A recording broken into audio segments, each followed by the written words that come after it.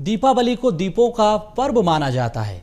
अज्ञानता और नकारात्मकता के अंधकार को दूर करने का प्रतीक है। दीपावली हर घर पर धूमधाम से मनाई जा रही है। इसके साथ ही आपको बता दें कि ये आत्मा की पवित्रता को भी दर्शा रहा है। लक्ष्मी की पूजा की जाती है भौतिक धन के लिए, इसके साथ ही आत्मिक समृद्धि के लिए भी पूजा अर्चना की जा रही है। दीपावली को आध्यात्मिक पहलू से जोड़कर भी देखा जा रहा है। दियों के साथ साथ अपने भीतर की रोशनी को भी जगाने की प्रेरणा मिल रही है। दीपावली के शुभ मुहूर्त पर विधि विधान के साथ पूजा अर्चना हो रही है। इसी को लेकर संवाददाता करिश्मा सोनी ने ज्योतिषाचार्य कमलेश मिश्र से खास बातचीत की।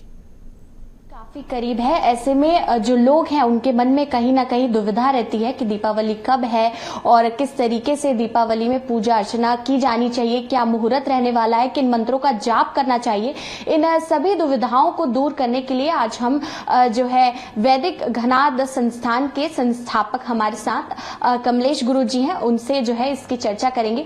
गुरु जी, सबसे पहले आपसे जानना चाहेंगे कि जनता के मन में जो दुविधा है कि शुभ मुहूर्त कब है दीपावली का, उसके बारे में कुछ जी, आप सभी दर्शकों को बहुत बहुत दिवाली की बधाई और बहुत शुभकामना। आप सबका दिन और जीवन शुभ और मंगलमय हो, आप सबका भविष्य उज्जवल हो।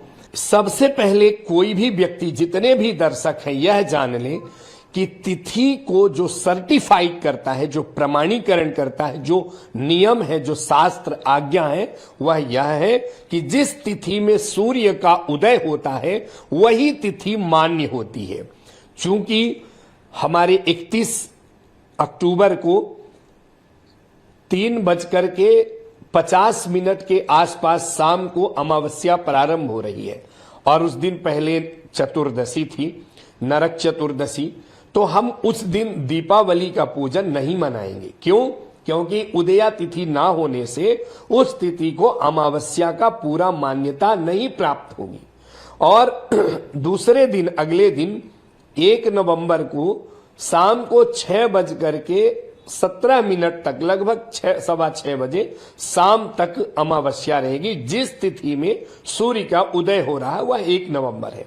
इसलिए 1 नवंबर को ही दीपावली मनानी चाहिए और ये बहुत उलझने की बात है ही नहीं है।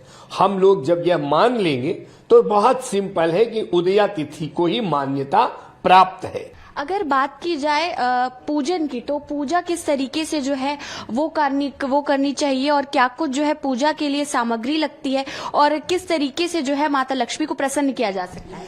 देखिए, किसी भी देवी देवता को प्रसन्न करने के लिए उनकी प्रिय वस्तु उनके पूजन में निवेदित करना चाहिए। जैसे लक्ष्मी जी का प्रिय जो मेन वस्तु है वह है कमल का पुष्प, सबसे प्रिय है कमल पुष्प है। सुगंधित चंदन है, अष्टगंध है और पूजन में कमल गट्टा, हल्दी, सुपारी, धनिया, ये विहित सामग्री है जो नॉर्मल पूजा से हट करके हैं। दीपावली पूजा, दीपोत्सव पूजा का मतलब ही है अपने जीवन में प्रकाश को प्रवेश देना।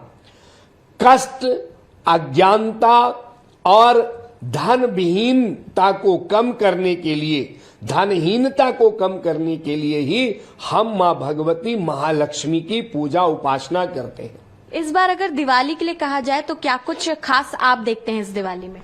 इस दिवाली में सबसे खास हम यही देखते हैं कि आप 2 दिन की दिवाली में डबल लाभ लीजिए।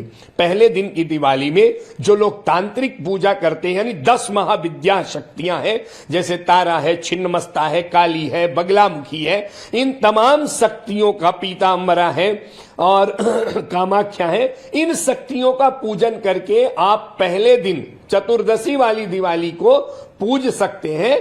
लेकिन जो सदगृहस्थ हैं, जो घर परिवार वाले हैं, जो सात्विक हैं, उनको 1 नवंबर की दिवाली मनाने से विशेष लाभ होगा। जी। तो ये हमने सुना कि किस तरीके से आप इस दीपावली अपनी पूजा अर्चना को विधि विधान से पूरा कर सकते हैं और जो महालक्ष्मी योग बन रहा है उसमें किस तरीके से लाभान्वित हो सकते हैं, माता लक्ष्मी को प्रसन्न कर सकते हैं, क्या क्या चीजें उन्हें पसंद आती हैं, उन्हें प्रसन्न करती हैं, उनका चढ़ावा चढ़ा सकते हैं और मंत्रों का भी उपचार कर सकते हैं जिससे कि आपके जीवन में सुख समृद्धि बनी रहे।